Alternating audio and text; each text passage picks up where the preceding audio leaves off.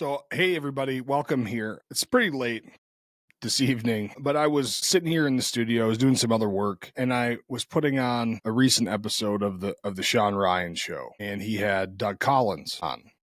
And so I thought, well, hey, this would be interesting. Doug Collins, if you don't know, is the new secretary of the VA that President Trump put in, and it was a really interesting conversation. Sean Ryan has a really big interest in psychedelic treatments, and he's got some buddies with nonprofits, so he hammered that pretty heavily. But which is great because it is a good form of treatment. Veterans are getting a lot of help from it. But there was a lot of other things that Doug Collins covered with him about just the culture at the VA and these ideas about why and how veterans, at least 50% of them, by his estimation, have never been touched by the VA system.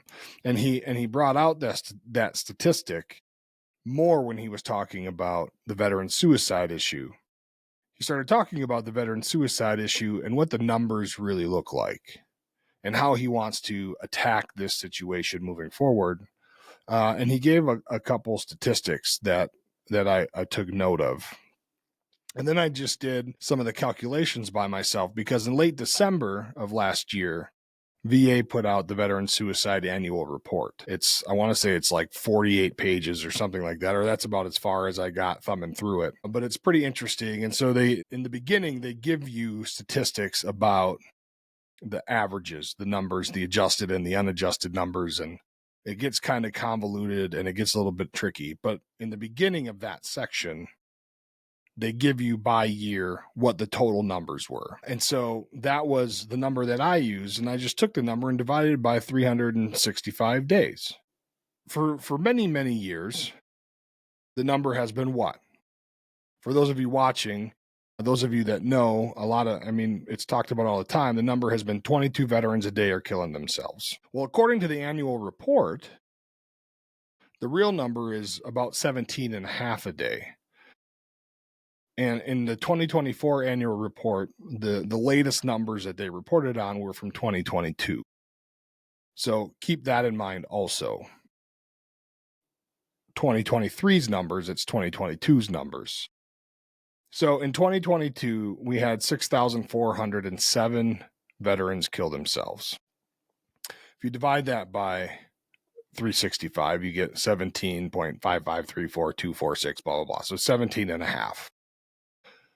It's really probably about 18 because what they also don't talk about in there, at least not in the raw number, is the amount of veterans who are ODing, suicide by police. There's other forms of other causes of death, I guess you could say, that I think in other areas people consider it a form of suicide. So they say that those numbers aren't necessarily included in this report.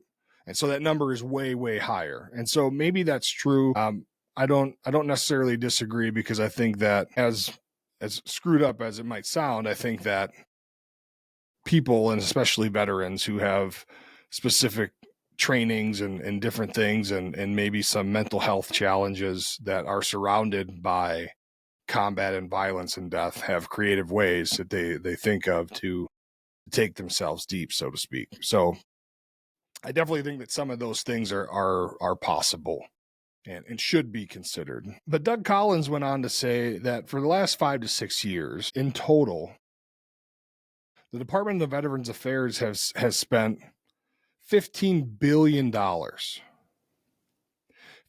billion in the last 5 to 6 years has been spent on combating veteran suicide. And the number hasn't changed. The yearly number hasn't changed. It's between 63 and 6,400 people every year. You give or take 100. So I would say it's 62 to 6,500. But we're spending billions and billions of dollars to combat this problem with programs and trainings and staff and facilities and all kinds of things. And this number just goes unchanged year after year after year. And so this is what led into a real deeper conversation. And I think that these are definitely the conversations that are good to see the secretary of the VA having out in the community, in public spaces, on social media, on places where 2, 3, 4, maybe 5 million people will watch it. Because of all these people, these 6,407 people that killed themselves, veterans, in 2022, according to Doug Collins, about 50% of them had never been touched by the VA. They never went in. They never sought services. They never looked out to receive disability benefits. They never went for mental health care. They never went for physical medical care. They never went for glasses. They never went for to inquire about dental. Nothing. None of that stuff. And why is that? Doug Collins' question is, why is that? And I think that the answer he got from Sean Ryan, which I think is accurate, is veterans don't trust the VA. They don't trust you. I think that a lot of people can talk about stories of the VA that they've heard from an uncle, a grandfather, a dad, a brother, a cousin, dad's best friend, buddy's dad, somewhere along the line has heard a story about the VA that is negative. And so as people grow into military service, they go to high school and they grow and they get into the military and they do their time, however short or however long it is. They always know that there's this option. There's this option for VA care when I get out, when I leave. But they have in the back of their mind this story, or the series of stories. And then as you go through the military medical care doesn't always seem to be the best.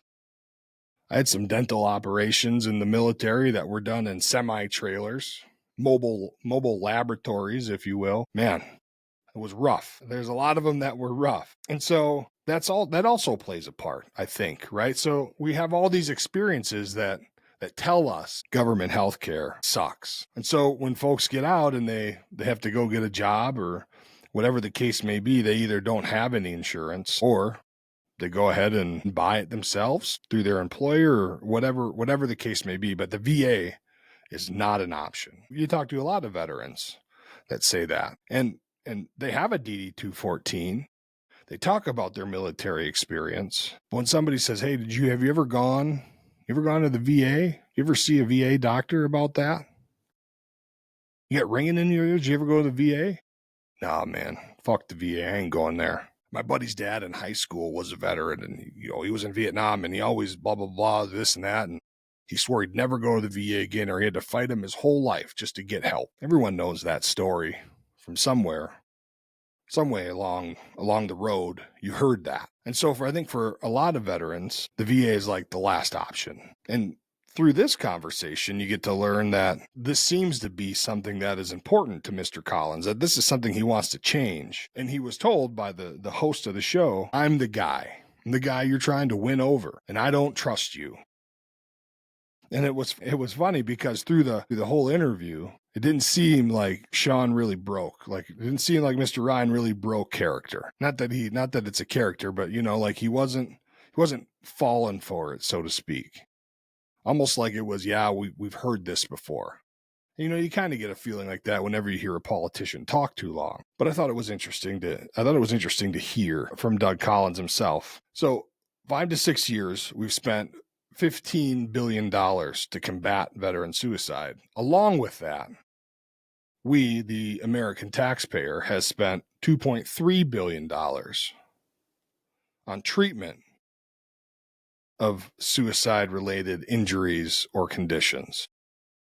So these are veterans who attempted suicide and didn't succeed and hurt themselves pretty badly and needed care maybe for the rest of their lives, or needed it in the moment, I guess, depending on the nature of their injuries, obviously. And so like all of this, you hear all of this being said, and it completely contradicts what you hear else. And so now you're left with this question about, well, who do you really believe? Who's telling us that? Who could possibly be telling us the truth about what's really going on? And I think that it's an interesting question because we've kind of gotten to this place where you you have this idea that you don't really trust anybody. You don't trust anything that anybody that is sitting at a desk or sitting on a chair in front of a camera and giving you information.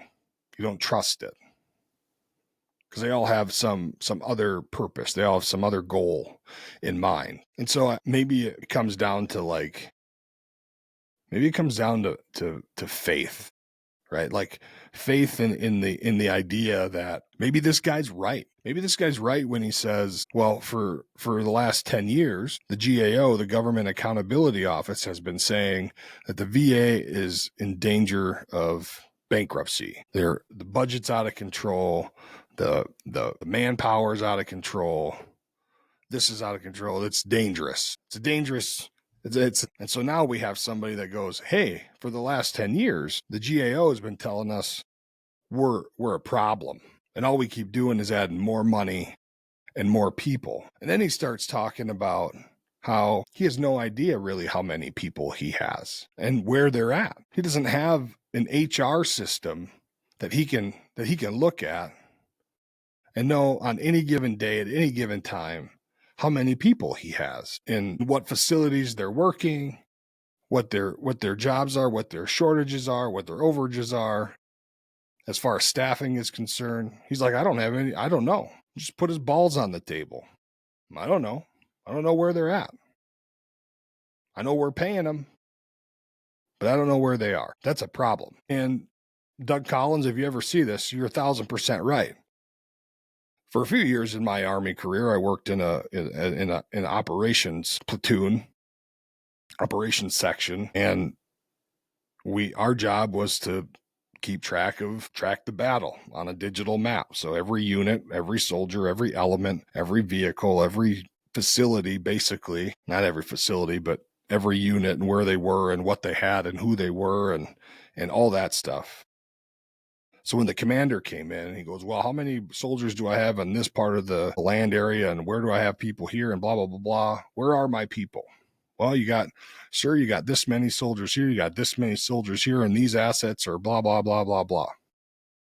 And we could tell him with certainty where his lethal assets were, where his soldiers were, mechanized, on foot, land, sea, and air, whatever the case may be. It was our job to know that, to tell him. And now the Secretary of the VA, who served in the military, who understands how that works, is saying, I'm in charge of the VA.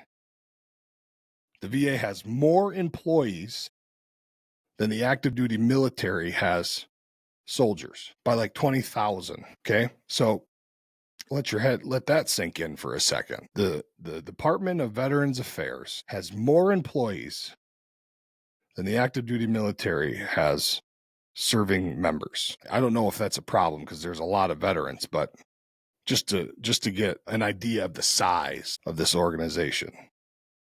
But now the guy who's in charge can't tell you where his people are. He knows how many he's paying to be at work, but he doesn't know where they're working. That would be a problem for the commander if he comes in that tent and asks where his soldiers are. Well, sir, we're sending out enough chow and water and other assets for this many soldiers. We're not sure where they are, but we're sending out the stuff. That's an issue. So a lot of truth, in my opinion, being told by the Secretary of the VA. And I think that you should watch this interview. I think it's like an hour and 40 minutes or something. He gives a lot of good information about the things that he wants to do and how the legacy media is lying to us about the VA in particular, because that's his baby. That's what he's responsible for. I think that we spend a lot of time trying to delineate between who's telling us the truth, who's kind of telling us the truth, and who's just an outright goddamn liar. And it's in my opinion, it's kind of shitty. It's kind of sad that we've gotten to this place. We've gotten to this place where we can't take what was even once a seemingly reliable source and just gather information, even if it's like somewhat suspect, right? Like even if it's somewhat off the wall. We can't take that, kind of draw our own conclusion. We have to go to multiple sources about the same topic And we still are not clear. Well, I think in this instance, if the issues at the Department of Veterans Affairs and the care that veterans receive or don't receive and how they access it and where they go to get it and all of those types of things are important to you, this is an important hour and 40 minutes or whatever for you to spend to gather that information, at least for the next 4 years, about how things hopefully are going to be working out. And look at me. I'm a podcaster telling you to go to another place to get information, but you gotta give it up when you gotta give it up.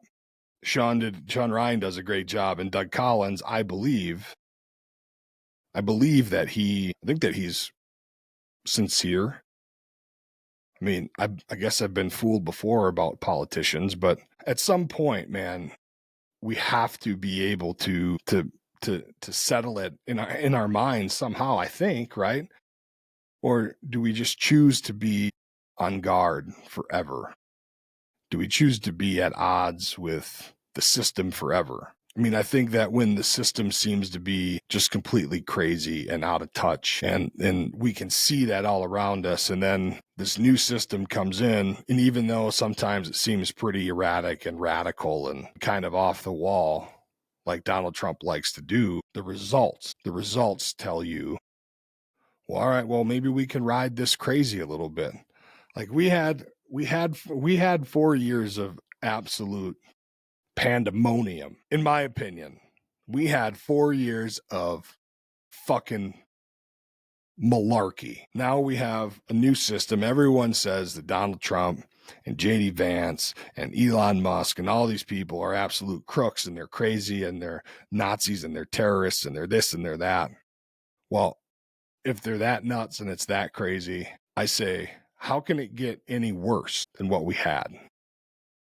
And furthermore, the results that we've had in 6 weeks, 5 weeks, whatever it is, I think we've already seen more in 5 weeks than we saw in a very long time in the last 4 years. So if this crazy leads to some results and we actually do get some good back to the American people, like it seems we're going to do, and I could be wrong, and if I'm wrong, I'll have to kneel on my sword right here in front of you all, then so be it. But I don't see any reason. I don't see any reason why we wouldn't just give it a little time. We're not even through the first quarter. We're not even through halfway through the first quarter yet. This is still a new game, man. Shit. But there's hope. There's hope. And I think that in this community, in the veteran community, when there is at least hope for something positive that can change the mindset of a lot of people, when somebody like Doug Collins goes onto platforms where he can reach, and I believe it's true that he can reach veterans he otherwise wouldn't by doing things like podcasts and being out on social media and being out in the public and being out even in the legacy media and saying, stop this, stop scaring our employees, stop scaring our veterans, stop lying, and then talking about the lies right to their faces like he has been doing. I think he's right. He's going to reach those veterans who have never considered walking into the doors of the VA. And if the place can be and provide great things and do it consistently for hopefully everybody, but if not everybody, I think there's a ton of us. It's the biggest healthcare organization in the country. They're going to have their downfalls, I'm sure, but if they can do it consistently, I think there's no reason that people wouldn't start to trust that system once again, and they would use it, and they would go, and they would not have to listen to my buddy's dad was a blah blah blah, and his buddy, and there's all these horseshit stories of the V blah and all this stuff, and then it's generational. Right? Once we start to have a group or a generation of veterans who are seeing positive things because the leadership chose to make a change, because, I mean, shit, it's right there in front of you. It's clear. It's clear that it hasn't been working. And I think that veterans have been screaming that from the rooftops for years. It's more than just 4 years, Mr. Collins, that it hasn't been working. It didn't really work very well under Mr. Trump's first term.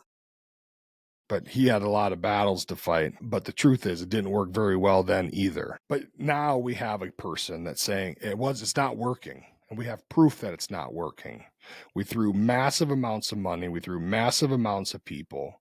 I don't know where they are, but we're paying the bill. We're in danger of going underwater. And if that happens, nobody's getting anything. We have to do this and then explain why. And he does all of that.